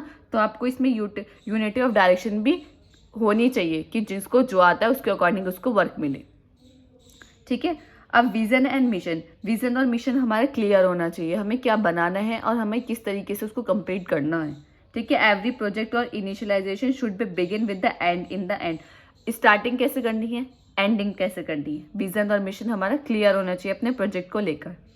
नेक्स्ट 7 पॉइंट है, salary should be paid on time. अब जो आपको वर्क कर रहे हैं, अब आपको सैलरी नहीं देंगे तो कौन वर्क करेगा। अब अगर हम कोई भी काम कर रहे हैं तो अगर हमें खुद को वर्क नहीं मिलेगा तो हम नहीं करेंगे, एक लिमिट ऑफ टाइम तक ही हम कर सकते हैं। अगर हमें कोई सैलरी नहीं देगा तो हम वर्क नहीं करेंगे। और जैसे कि एग्जाम्पल के लिए हमने वेबसाइट के लेके चल रहे हैं, अगर जो हमारे हेड हैं, सुपीरियर्स हैं, वो सबऑर्डिनेट्स को अगर सैलरी नहीं देंगे, वो वर्क कर रहे हैं अपने वेबसाइट पे वर्क कर रहे हैं, आप उन्हें सैलरी नहीं दे रहे, पैसे ही नहीं दे रहे हैं, तो वो वर्क एक टाइम तक ही करेंगे, एक टाइम के बाद वो मना कर देंगे, वो नहीं करेंगे। तो क्या होगा, सैलरी भी में एक मेन मतलब बहुत इम्पॉर्टेंट है। तो मैनेजमेंट प्रिंसिपल के 7 पॉइंट्स मैंने आपको बताए। अभी मैंने इसमें क्या मेन पॉइंट्स लिखे हैं, जैसे कि मैंने इनकेस पैरेललिज्म, प्रोडक्टिविटी, एफिशिएंसी, लेकिन मैंने बोला बहुत कुछ है। तो आपको क्या करना है, ये डिवीजन ऑफ वर्क के लिख के जो भी मैंने आपको अब बताया है वो आपको अच्छे से अपने वर्ड्स में आप उसको एक्सप्लेन कर सकते हैं, क्योंकि आपको मैंने जैसे आप बताया ये थ्योरेटिकल सब्जेक्ट है। तो इसमें आपको सिर्फ क्या मेन पॉइंट्स याद होना चाहिए कि डिवीजन ऑफ वर्क में क्या क्या है, अथॉरिटी और रेस्पॉन्सिबिलिटी। आप ये 7 पॉइंट्स याद कर लें, आप इसके अंदर का तो खुद ही लिख देंगे। अब नेक्स्ट टॉपिक आता है मैनेजमेंट कंट्रोल।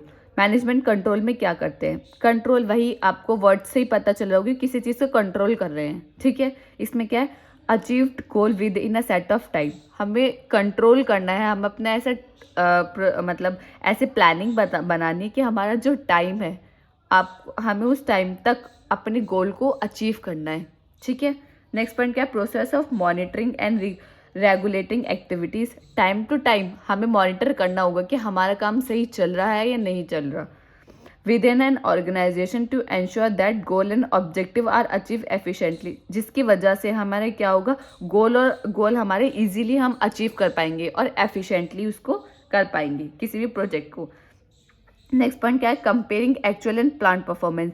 हमें जो हम काम कर रहे हैं और जो हमें एक्चुअल में चाहिए, आपको कंपेयर करता रहना पड़ेगा कि हम जो प्रोजेक्ट बना रहे हैं क्या वो जो हमारा एक्चुअल प्रोजेक्ट, जो हमारे क्लाइंट का प्रोजेक्ट है, वो उससे मैच कर रहा है। अगर मैच कर रहा है तभी आप आगे बढ़े। तो आपको कंपैरिजन भी बहुत ज़रूरी है, किस किस के बीच में, एक्चुअल के लिए बीच में और प्लान के बीच में। ठीक है, इसमें 3 मेन पॉइंट है कि मैनेजमेंट कंट्रोल कि हम किस तरीके से कंट्रोल करते हैं। कंट्रोलिंग में पहला पॉइंट क्या आता है कि हमें सेट जो हमारा गिवन टाइम है उस टाइम तक हमें अपने गोल को अचीव करना है। सेकंड, उसका टाइम टू टाइम मॉनिटरिंग करना है। मॉनिटरिंग करेंगे तो उसकी वजह से क्या होगा, हम अपने जो हमारा गोल है उसको ईजिली अचीव कर पाएंगे।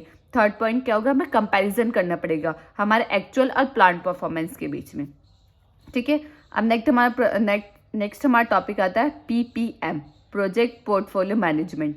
प्रोजेक्ट पोर्टफोलियो मैनेजमेंट में है क्या, find best combination of resources to achieve objective. ये इसके मेन मतलब बहुत इजी वे है इस लाइन का इसको समझने के लिए। ये मेन इसका पॉइंट है। आप इसमें अगर इस लाइन को समझ गए तो आप इसमें लिख सकते हैं, कितना भी चाहे उसमें लिख सकते हैं। इसमें बेसिकली है कि आपको आपकी रिसोर्सेज को आपको जो हमारे पास इतनी सारी रिसोर्सेज है, थाउजेंड्स ऑफ रिसोर्सेज है, उसमें आपको क्या बनाना है, बेस्ट कॉम्बिनेशन बनाना है जिसकी वजह से हम अपने गोल को या अपने ऑब्जेक्टिव को ईजीली हम उसको अचीव कर सकें। रिसोर्सेज का क्या बनाना है, बेस्ट कॉम्बिनेशन। अब बेस्ट कॉम्बिनेशन से जैसे हम कलर कॉम्बिनेशन बनाते हैं कि हमारा बेस्ट कॉम्बिनेशन ब्लैक के साथ वाइट, ब्लैक के साथ कौन सा कलर कॉम्बिनेशन बनेगा, तो क्या कंपैरिजन कर करके बताते हैं। तो इसी में भी ऐसी है, हमें रिसोर्सेज का कंपैरिजन करना, विच इज़ बेस्ट, ये बेस्ट है या ये बेस्ट है। जो बेस्ट है उसको लिया, उसका जो सभी चीज़ें बेस्ट है, थाउजेंड्स में से जो भी आपको बेस्ट लगा उनको आपने एक क्या बना दिया, एक कॉम्बिनेशन बना दिया। उन बेस्ट रिसोर्सेज को हम जब यूज़ करेंगे तो उससे क्या होगा, जो हमारा मेन गोल होगा या जो हमारा ऑब्जेक्टिव होगा उसको हम इजीली अचीव कर पाएंगे और बहुत एफिशिएंटली वो वर्क करेगा। ठीक है, ये तो इसका मेन लाइन है PPM का। आप इसको जब स्टार्टिंग करें तो ये तो ज़रूर लिखिए, फाइंड बेस्ट। इसका मेन है क्या, PPM define find the best combination of resources to achieve objectives. Next point क्या है, PPM define how an organisation approaches projects, prioritisation, resources allocation, budget, scheduling and other major component. PPM क्या बताता है कि कोई भी ऑर्गेनाइजेशन किस तरीके से रिसोर्सेज को प्रायोरिटाइज करेगी। कि प्रायोरिटाइज मतलब कि हम आपकी प्रायोरिटीज़ क्या है, कि आपको किस तरीके से वर्क करना है। फर्स्टली आपको ये करना है, सेकेंड आपको ये करना है, थर्ड आपको ये करना है। रिसोर्सेज का एलोकेशन, रिसोर्सेज को एलोकेट करना है कि हाँ ये रिसोर्सेज इस जगह यूज़ होगी। बजट का हमें ध्यान रखना है कि हम बेस्ट रिसोर्सेज तो ले रहे हैं, ऐसा नहीं कि वो हमारे बजट से ही बाहर हो गई है। हमें बनाना है 50 लाख का, बन रहा है वो 1 करोड़ का, ऐसे नहीं करना है। हमें बजट का भी अपना ध्यान रखना है। फिर क्या है हमारा शेड्यूलिंग, बजट का ध्यान रख के अब आपको शेड्यूल करना है कि हमें इस टाइम में इतने टाइम में इसको कंप्लीट करना है, तो उसको शेड्यूल करना है। एंड अदर इसमें मेजर कंपोनेंट्स भी होते हैं। ठीक है, अब PPM, project portfolio management, is a term use by the project manager. ये प्रोजेक्ट मैनेजर यूज़ करता है किस टर्म को, PPM को। और प्रोजेक्ट मैनेजमेंट ऑर्गेनाइजेशन किस लिए यूज़ करते हैं, to describe method for analysing and collecting manage a group of current और proposed project based on a numeric key characteristics. इसका मतलब क्या है, जब आप एक से ज़्यादा प्रोजेक्ट पे वर्क करते हैं, आपको 3-4 प्रोजेक्ट पे आपको वर्क करना है आपको, तो तब हम किसका यूज़ करते हैं, प्रोजेक्ट पोर्टफोलियो मैनेजमेंट का प्रोजेक्ट पोर्टफोलियो मैनेजमेंट वर्ड को हम यूज़ करते हैं। कब यूज़ करते हैं, जब हम 1 और मोर देन मतलब 2 से 3 से 4 कितने भी मतलब एक से ज़्यादा, आप ये समझिए एक से ज़्यादा प्रोजेक्ट पर अगर हम वर्क करेंगे तो उस टाइम हम किस टर्म का यूज़ करेंगे, प्रोजेक्ट पोर्टफोलियो मैनेजमेंट। ठीक है, इसमें लिखा है ना based on numeric key characteristic. ठीक है, इसमें है क्या, नेक्स्ट पॉइंट क्या, project portfolio management has become a key component in organisation as they look to enhance their ability. इसमें क्या करता है, जब आपको बेस्ट रिसोर्सेज मिल गए तो उसकी वजह से क्या होगा, आपकी वो एबिलिटी को इन्हेंस करेगा। And to manage multiple project, और मल्टीपल प्रोजेक्ट को हम क्या कर सकते हैं, इजीली मैनेज कर सकते हैं। अब इसके ऑब्जेक्टिव्स क्या हैं, अब हमें मतलब PPM का यूज़ तो हमें पता चल गया कि है क्या। उसमें हम बेस्ट रिसोर्सेज के कॉम्बिनेशंस करते हैं, उसके कौन यूज़ करता है, उसको प्रोजेक्ट मैनेजर यूज़ करता है, और प्रोजेक्ट मैनेजर ऑर्गेनाइजेशन यूज़ करते हैं। क्यों यूज़ करते हैं, मैंने आपको बताया किस लिए यूज़ करते हैं, अपनी एनालाइज करते हैं, मैनेज करते हैं, और क्या न्यूमेरिक की के बेस पे कैरेक्टराइज करते हैं। किस तरीके से करते हैं कि मल्टीपल अगर हमारे पास प्रोजेक्ट आए तो उस टाइम हम किस टर्म्स का यूज़ करते हैं, प्रोजेक्ट पोर्टफोलियो मैनेजमेंट का। और इससे क्या होगा, ये हमारी इन्हेंस करेगी हमारी एबिलिटी को, और हम इजीली मेंटेन कर सकते हैं मल्टीपल प्रोजेक्ट्स को। ठीक है, ये सब इसका मतलब इसके बारे में। अब ये तो मैंने आपको मेन पॉइंट्स बता रही हूँ, तो आप इसमें कितना ही चाहें आप इसमें लिख सकते हैं, लेकिन ये जो मेन पॉइंट्स है ये तो आपको लिखने ही है क्योंकि ये तो इम्पॉर्टेंट है। अब ऑब्जेक्टिव्स इसकी क्या हैं?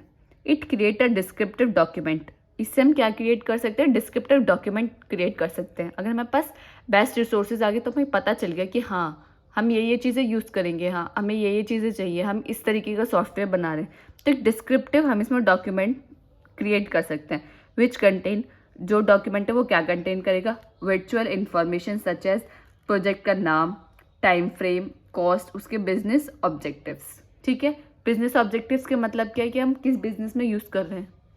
ठीक है, नेक्स्ट पॉइंट क्या है? Selection of the team players. इसका ऑब्जेक्टिव क्या है? सेकंड ऑब्जेक्टिव क्या है कि सेलेक्ट करना, किसको? टीम प्लेयर्स को, टीम के मेंबर्स को सेलेक्ट करना।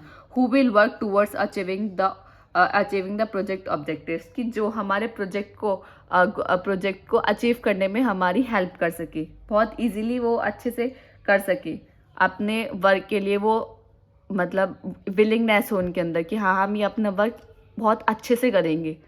तो हमें ऐसे प्लेयर्स चाहिए, हम ऐसे थोड़ी चाहिए कि हाँ वो बोल दे कि हाँ हम कर देंगे लेकिन करें ही नहीं, तो ऐसे नहीं चाहिए हमें। तो इसका ऑब्जेक्टिव एक ये भी होता है कि हमें सेलेक्ट करना प्लेयर्स को, सेलेक्ट करना मेंबर्स को, अपने टीम मेंबर्स को सेलेक्ट करना। रिसोर्सेज तो हमारे पास बेस्ट आ गई, अब रिसोर्सेज बेस्ट आ गए, अब उनको करेगा कौन यूज़? मेंबर्स, टीम मेंबर्स, जो हमारे टीम मेंबर्स हैं। तो हमारे पास बेस्ट टीम मेंबर्स भी बेस्ट होने चाहिए, जिस तरीके से हमारे पास बेस्ट रिसोर्सेज है। ठीक है, अब इसके बेनिफिट्स क्या हैं? स्ट्रैटेजिक अलाइनमेंट, इससे हम क्या कर सकते हैं कि स्ट्रैटेजी बना सकते हैं अपनी। रिसोर्सेज ऑप्टिमाइजेशन, रिसोर्स का ऑप्टिमाइज तरीके से यूज़ कर सकते हैं। रिस्क मैनेजमेंट, और रिस्क को मैनेज भी कर सकते हैं। वैसे रिस्क मैनेजमेंट इसमें बहुत कर सकते हैं क्योंकि हम इसमें बेस्ट रिसोर्सेज का यूज़ कर रहे हैं, बेस्ट टीम मेंबर्स का यूज़ कर रहे हैं, तो रिस्क कहाँ होगा? बहुत कम होगा। और इजीली हम जब बेस्ट चीज़ों का यूज़ करते हैं तो वहाँ रिस्क अगर कोई भी आ गया तो वहाँ हम इजीली उसको रिजॉल्व भी कर सकते हैं। ठीक है, ये होता है हमारा PPM complete, project portfolio management. Next topic आता है कॉस्ट बेनिफिट एवेल्यूएशन टेक्निक। अब कॉस्ट बेनिफिट एवेल्यूएशन टेक्निक क्या होती है? ये डिटरमाइन करते if the benefit of the project outweigh its cost. ऐसा तो नहीं कि हम अपना प्रोजेक्ट बनाए जा रहे हैं और जितना हमारा बजट है वो उससे बाहर चला गया, ऐसा तो नहीं हो रहा ना। तो वो किसके अंदर देखते हैं? कॉस्ट बेनिफिट एवेल्यूएशन टेक्निक के अंदर। इसमें क्या है? It is one of the important and common way to carrying out the economical assessment of the propose information system. हम इसमें इकोनॉमिकल असेसमेंट कर सकते हैं अपना कि हमारे कितना हमारा बजट है, कितना हम यूज़ कर रहे हैं, कितना हमें मिलेगा, वो सब चीज़ें हम किसके अंदर देखते हैं? Cost benefit evaluation technique. जैसे कि आपको नाम से भी पता चला कि कॉस्ट बेनिफिट, जैसे हम किसका देखेंगे? अपने प्रोजेक्ट जो हम बना रहे हैं उसका कॉस्ट की बेनिफिट, कि हमें जो हम मतलब कि हम पैसे लगा रहे हैं, क्या ऐसा तो नहीं है कि हम इतने लगा रहे हैं हमें वो कितने टाइम में मिलेंगे। अगर हम कोई भी चीज़ में इन्वेस्ट करते हैं तो हमें ये भी रहता है कि हमें उससे मिलेगा, इतना पैसे मिलेगा। अगर आप किसी भी चीज़ में, जैसे कि अब मैं बताती हूँ, अगर हम यूट्यूब का एग्जाम्पल लेते हैं, अगर हम यूट्यूब पे वीडियो बनाते हैं, अब आज कितने यूट्यूबर्स हैं, लाखों करोड़ों यूट्यूबर्स हैं, तो यूट्यूबर्स अपना कंटेंट डालते हैं, अपने शॉर्ट्स डालते हैं, अपने वीडियोस डालते हैं, अपने व्यूज़ डालते हैं, अपनी नॉलेज को शेयर कर रहे हैं। तो उनका मतलब मोटिव क्या है? एक तरीके से मोटिव उनका ये भी है कि वहाँ से उनको इनकम होगी, वहाँ से पैसा कमाना भी होगा। ठीक है, मेन तो यही होता है सबका। वो थोड़ा बहुत कॉस्ट के साथ जब आप पैसे की बात करते हैं तो वो तो फर्स्ट प्रायोरिटी है, उसके बाद ही ये सब चीज़ आते हैं कि हाँ हम नॉलेज को शेयर कर रहे हैं, हम तो सिर्फ अपने व्यूज़ शेयर करना चाहते हैं, हम तो सिर्फ ये चाहते हैं कि जो बच्चे पढ़ नहीं पा रहे वो पढ़ पाएँ, वो तो सेकंड प्रायोरिटी है। फर्स्ट प्रायोरिटी तो मेनली पैसे होते हैं। तो इसी तरीके से इसमें यही है कि कॉस्ट बेनिफिट एवेल्यूएशन का टेक्निक, कि हम अपने प्रोजेक्ट में जितना कॉस्ट लगा रहे हैं क्या हमें उतना मिल पाएगा? अगर हम यूट्यूब पे इतनी मेहनत कर रहे हैं क्या हमें उतना रिटर्न मिल पाएगा? तो एक इसमें देखते हैं कॉस्ट बेनिफिट एवेल्यूएशन टेक्निक्स के अंदर। जैसे इसमें पहली टेक्निक आती है नेट प्रॉफिट। नेट प्रॉफिट किस तरीके से निकालते हैं? Total cost spend minus total income earn. Total cost कितनी स्पेंड हुई माइनस कर देंगे इनकम, कि हमें कितने इनकम हुई, तो क्या आएगा? हमारा नेट प्रॉफिट आएगा। नेक्स्ट आता है पे बैक पीरियड। पे बैक पीरियड में क्या आता है? टाइम टेकन टू पे बैक द इनिशियल इन्वेस्टमेंट, कि आपने 1000 रुपये किसी चीज़ में लगाए तो 1000 रुपये आपको कितने दिन बाद मिल जाएंगे, रिटर्न हो जाएंगे, तो क्या आता है? पे बैक पीरियड। थर्ड आता है return on investment, how much profit you can expect in the future. आप कोई प्रोजेक्ट बना, आप कोई सॉफ्टवेयर बनाते हैं, आप फ्यूचर में क्या एक्सपेक्ट करते हैं कि इससे आपको कितना प्रॉफिट होगा। अगर आप 10 लाख रुपए लगा रहे हैं तो आप इतना तो चाहेंगे कि फ्यूचर में उसका मतलब थोड़ा तो ज़्यादा हो। 10 लाख रुपए लगा रहे हैं, 15-20 लाख रुपए तो आपको प्रॉफिट हो उसका। आपने इतनी मेहनत की है, आप इतना टाइम लगा रहे हैं, तो किसके अंदर आ रहा है, रिटर्न ऑन इन्वेस्टमेंट के अंदर।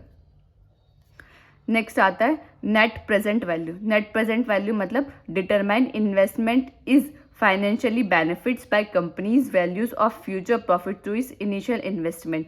कि आप इनिशियल इन्वेस्टमेंट को कंपेयर करते हैं अपने फ्यूचर प्रॉफिट से, तो किसके अंदर आते हैं, नेट प्रेजेंट वैल्यू के अंदर। ये आपके 4 मेन पॉइंट है। कोस्ट बेनिफिशियल एवेल्युएशन टेक्निक के अंदर कहलाता है नेट प्रॉफिट, पे back, return on investment and net present value. ठीक है।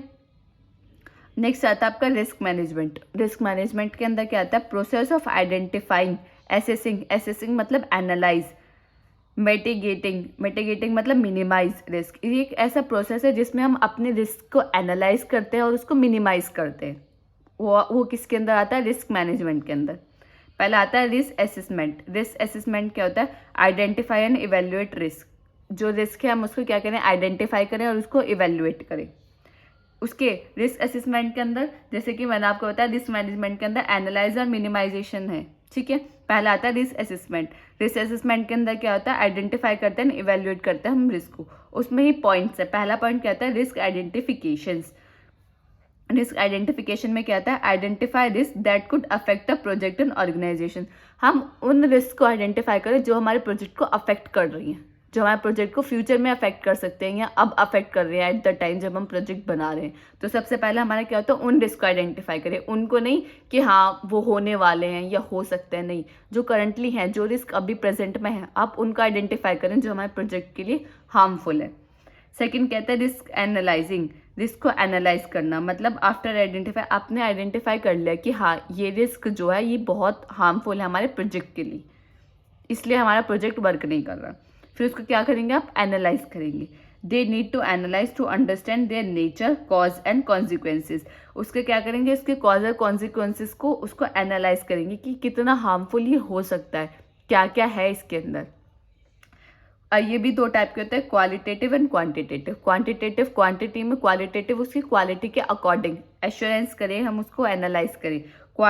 क्वांटिटी के अकॉर्डिंग करें तो क्वांटिटेटिव, क्वालिटी के अकॉर्डिंग करें तो क्वालिटेटिव। ठीक है। फिर आता है रिस्क प्रायोरिटाइजेशन। रिस्क प्रायोरिटाइजेशन कहता है priority risk based on their significance and impact, take immediate action. मतलब जो प्रायोरिटाइज रिस्क होता है, इसमें प्रायोरिटीज होते हैं रिस्क की, जो बहुत हार्मफुल रिस्क है, जो हमारा मतलब हमारे प्रोजेक्ट को बहुत हार्मफुल है, हमारे प्रोजेक्ट को भी अफेक्ट कर रहा है बनते ही टाइम, तो हम उसको क्या करें, इमीडिएट उसके थ्रू एक्शन ले। प्रायोरिटीज़ हों कि ये सबसे ज़्यादा अफेक्ट करेगा, उसके बाद ये होगा, उसके बाद ये होगा, तो उसकी कोई प्रायोरिटीज़ हमने सेलेक्ट कर ली, तो उन प्रायोरिटीज़ के अकॉर्डिंग हमें सबसे पहले क्या लेना है, इमीडिएट एक्शन लेना है अपने जो सबसे हायर प्रायोरिटी रिस्क है। ठीक है। ये एनालाइजिंग फेज यहाँ खत्म होता है। फिर दूसरा फेज क्या आता है, कंट्रोल। रिस्क को कंट्रोल किस तरीके से करेंगे, टेकिंग एक्शन टू मैनेज। उसके रिस्क को कंट्रोल करने के लिए क्या करेंगे, उसके थ्रू एक्शन लेंगे और उसको मैनेज करेंगे। वो किस तरीके से करेंगे, उसमें भी 3 मेन पॉइंट है, planning, monetisation, resolution. Risk planning, produce a plan to deal with a issues. हमें एक प्लान बनाना पड़ेगा कि हमारे पास ये रिस्क है, उसको हम किस तरीके से मैनेज कर सकते हैं या हम उसको किस तरीके से एक्शन ले सकते हैं उसके ऊपर, तो वो क्या होगा, रिस्क प्लानिंग।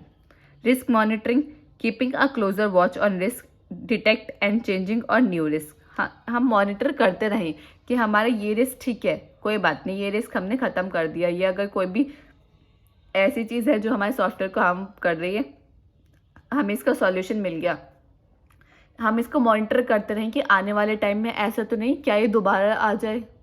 जैसे कि हम मॉनिटर करते हैं कोई भी, अगर जैसे कोई भी नई डिसीज़ आती है, तो हम क्या करते हैं, हम उस नई डिसीज़ को, ठीक है आप उसके लिए दवाई बनाते रहेंगे, मिल जाती है आपको, मेडिसिन मिल गई, लेकिन आप क्या करेंगे, उसको मॉनिटर करते रहेंगे कि क्या ये दोबारा तो नहीं हो रही, दोबारा तो नहीं आ रही बॉडी में, इसके सेल्स में, ये हमारे दोबारा तो नहीं हो रहा। तो आप क्या करेंगे, उसको मॉनिटर करना कहते हैं कि आप टाइम टू टाइम उसको देख रहे हैं कि वो दोबारा से आपके अंदर तो नहीं आ रही। रिस्क मॉनिटरिंग, इसी तरीके से हम रिस्क को मॉनिटर करते हैं कि एक बार अगर रिस्क चला गया तो हम देखते हैं कि वो आने वाले टाइम में या एक टाइम टू टाइम से मॉनिटर करते रहेंगे क्या वो रिस्क दोबारा तो नहीं आ रहा हमारे सॉफ्टवेयर में या हमारे प्रोजेक्ट में। Risk resolution, taking appropriate action to minimise the impact of risk. Resolution का मतलब क्या है, कि हमें उसको मिनिमाइज करना है, उस रिस्क के एक्शन को क्या करना है, उसको मिनिमाइज करना है। मिनिमाइज हम किस तरीके से करेंगे, उसके ऊपर एक्शन लेकर। ठीक है, नेक्स्ट टॉपिक आता है हमारे strategic project management. Strategic project management में क्या आता है, is about planning and execution. इसमें सब चीज़ें क्या आती है, सब प्लानिंग और एग्जीक्यूशन है। Project in a way, project को हम इस तरीके से करें कि हम उसको जो उसका गोल है उसको इजीली अचीव कर सके। स्ट्रैटेजिक, आपको वर्ड से ही पता होगा कि स्ट्रैटेजी बनानी है हमें किसको लेकर, अपने प्रोजेक्ट को लेकर, जिस मेंटेनेंस की हम उसको मैनेजमेंट की हम उसको क्या कर सके, मैनेज कर सके। एक ऐसी स्ट्रैटेजी बनानी है जिसको हम प्रोजेक्ट को इजीली मैनेज कर सके, तो वही इसके अंदर आता है। अब स्ट्रैटेजी में आप उसको मैनेज किस तरीके से करेंगे, प्लानिंग, मेन तो प्लानिंग ही है कि आपको पहले प्लानिंग करनी पड़ेगी हर अपने प्रोजेक्ट को बनाने से पहले। प्लानिंग एंड एग्जीक्यूशन प्रोजेक्ट इस तरीके से करना है कि हम इजीली अपने गोल को अचीव कर सकें। जैसे example prioritise project, prioritise project क्या है, इसका एक एग्जांपल है। अब प्रायोरिटाइज प्रोजेक्ट, अब इसके किस तरीके से एग्जांपल है, प्रायोरिटीज आपने सेट कर ली कि हाँ पहले ये प्रोजेक्ट है, पहले ये प्रोजेक्ट है, पहले ये प्रोजेक्ट है, तो हमें किस स्ट्रैटेजी हमने एक बना ली है कि हमारी पहली प्रायोरिटी ये है, पहली प्रायोरिटी ये है, तो इसके लिए हम क्या करेंगे, प्लानिंग करेंगे, पूरे रिसोर्सेज देखेंगे, टाइम देखेंगे, कॉस्ट देखेंगे, पहले हमें ये कंप्लीशन करना है। तो ये क्या होगी कि स्ट्रैटेजी तो है प्रायोरिटीज के अकॉर्डिंग। तो प्रायोरिटाइज प्रोजेक्ट क्या है, स्ट्रैटेजिक प्रोजेक्ट मैनेजमेंट का एक एग्जाम्पल है। नेक्स्ट क्या है, सॉफ्टवेयर प्रोजेक्ट प्लानिंग। अब सॉफ्टवेयर प्रोजेक्ट प्लानिंग क्या है, process of defining project goals. अब प्रोजेक्ट आप जो भी बना रहे हैं तो आपको पहले पता होना चाहिए उसके गोल्स क्या हैं, उसकी टाइमलाइन क्या है, एंड रिसोर्सेज रिक्वायर्ड, आपको उसकी टाइमलाइन के कितने टाइम में आपको उसको कंप्लीट करना है, उसमें कौन कौन सी रिसोर्सेज रिक्वायर्ड है। For the successful execution of the software development project estimate efforts and cost. हम इसमें क्या देखेंगे, अपने मतलब एफर्ट्स देखेंगे कितने लगेंगे और कॉस्ट को भी देखेंगे। सॉफ्टवेयर प्रोजेक्ट प्लानिंग क्या है कि हमें प्लानिंग करनी है, किसको लेकर, अपने प्रोजेक्ट को लेकर, अपने प्रोजेक्ट को लेकर हमें प्लानिंग करनी है। तो उस प्लानिंग में क्या क्या आएगा, हमारा गोल आएगा, हमारा टाइमलाइन आएंगी, हमारी कौन कौन सी रिसोर्सेज रिक्वायरमेंट है, हमें कितने एफर्ट्स लगेंगे, कितने कॉस्ट लगेगी, तो वो किसके अंदर आता है, सॉफ्टवेयर प्रोजेक्ट प्लानिंग के अंदर। अब इसके स्टेप्स क्या होता है, आप कोई भी प्रोजेक्ट को प्लान कर रहे हैं, आपको है क्या क्या आपके स्टेप।